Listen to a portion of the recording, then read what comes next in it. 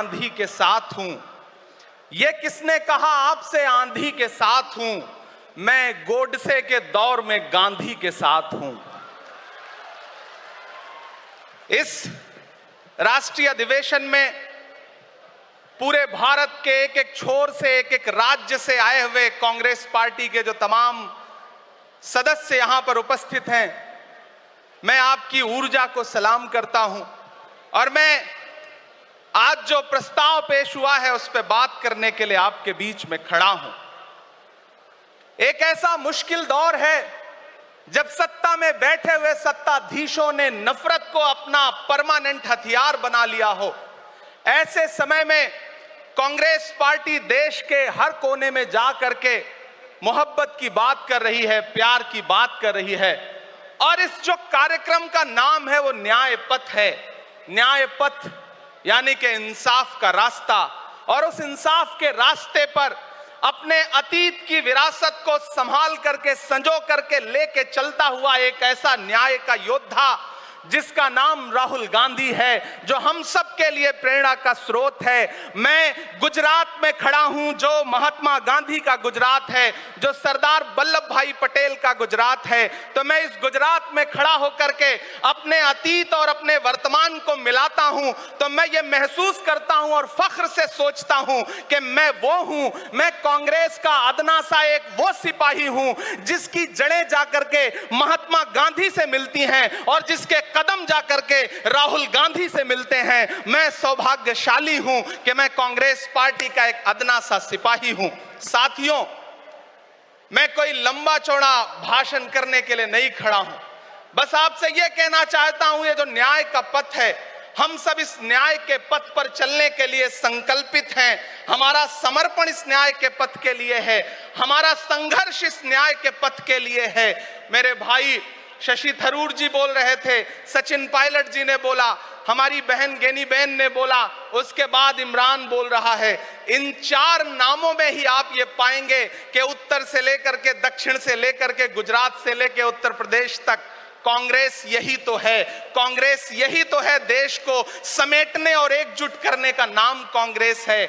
मुझे याद है कि जब कन्याकुमारी के साहिल पर खड़े होकर के, समंदर के साहिल पर खड़े होकर के हमारे नेता राहुल गांधी जी ने कहा था कि मैं 4000 किलोमीटर चलूंगा, एक नारा लगाऊंगा, नफरत छोड़ो भारत जोड़ो। हम सारे लोग उनके कंधे से कंधा मिला करके, उनके कदम से कदम मिला करके 4000 किलोमीटर चलते रहे। मैंने देखे हैं राहुल गांधी जी के पांव के छाले, मैंने देखा है उनका बहता हुआ पसीना। लेकिन हम आपसे पूछना चाहते हैं और इस स्टेज पर मौजूद कांग्रेस पार्टी के अपने तमाम वरिष्ठ नेताओं से भी ये निवेदन करना चाहते हैं कि जिस पथ पर, जिस इंसाफ के रास्ते पर राहुल गांधी इस मुश्किल वक्त में निकले हैं, हम उस लड़ाई में किस तरह से, कितने जोश के साथ राहुल गांधी जी के साथ खड़े हैं, यही तय करेगा। राहुल जी ने कहा है कि अगला निशाना, अगली जीत, अगला राज्य जहां कांग्रेस पार्टी जीतेगी वो गुजरात होगा। तो याद रखिए कि हार तब होती है जब ठान लिया जाता है,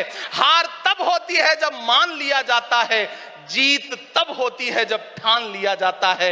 अगर हमने ठान लिया कि जहां से आज सत्ता के शीर्ष पर बैठे हुए लोग नफरत परोसने का काम कर रहे हैं, असमानता का काम कर रहे हैं, संस्थाओं को कुचलने का काम कर रहे हैं, उनके खिलाफ अगर हमने उन्हीं जड़ों में जाकर के मेहनत की, हिम्मत दिखाई, तो मुझे पूरा यकीन है कि जिस तरह अंग्रेजों के खिलाफ लड़ते हुए कांग्रेस पार्टी ने इस देश को स्वतंत्रता संग्राम के जरिए आजादी दिलाई थी, तो यह लड़ाई भी उस स्वतंत्रता संग्राम से कम नहीं है। उस लड़ाई का नेतृत्व महात्मा गांधी जी कर रहे थे, तो इस लड़ाई का नेतृत्व राहुल गांधी जी कर रहे हैं और हम सारे लोग राहुल गांधी जी के साथ खड़े हैं। हो सकता है कुछ लोग इस सफर में, इस मुश्किल सफर में छोड़ के चले गए हों, उन्हें नजरअंदाज करिए और एक नई पीढ़ी, एक नई ऊर्जा के साथ राहुल जी के साथ खड़ी हो। मैं तो कहना चाहता हूं कि कांटे गुल के साथ नहीं चल सकते हैं, बुज़दिल खुल के साथ नहीं चल सकते हैं, रास्ते में जो छोड़ गया उसे जाने दो,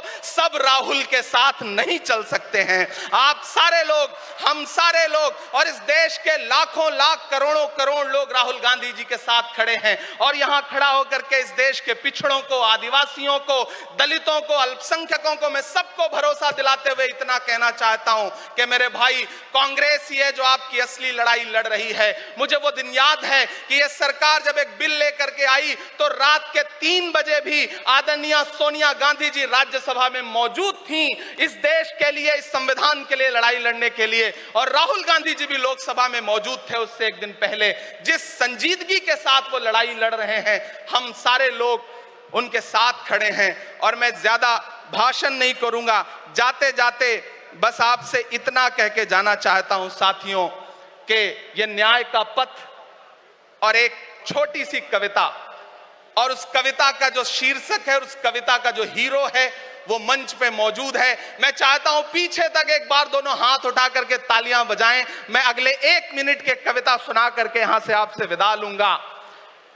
कन्याकुमारी से जो सफर शुरू हुआ था वो अहमदाबाद तक लगातार जारी है और आगे भी जारी रहेगा।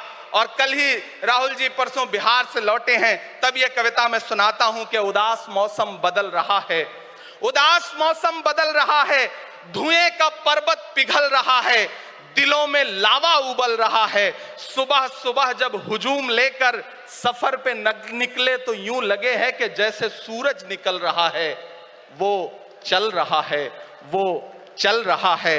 वो कह रहा है कि नफरतों से जो दिल है टूटे मैं जोड़ दूंगा।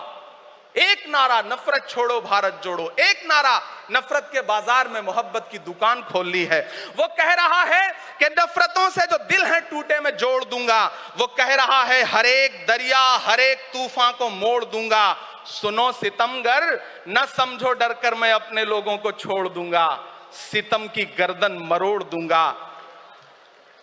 सितमगरों की हर एक ख्वाहिश हर एक साजिश कुचल रहा है, वो चल रहा है, वो चल रहा है।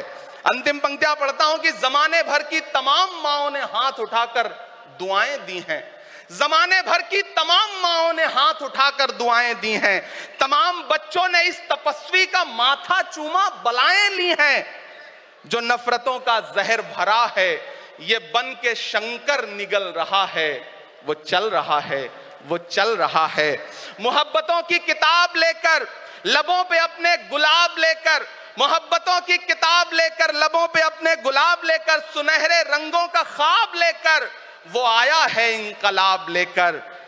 बलाएं रास्ता बदल रही हैं, फजाएं खुशबू में ढल रही हैं। ये नफरतों का निजाम बदले, हिकारतों का कलाम बदले। अगर ये रहबर नहीं बदलते तो अपना लहजा अवाम बदले। अंधेरे बेचैन दिख रहे हैं, कोई जो है इस अंधेरी शब में मशाल की तरह जल रहा है।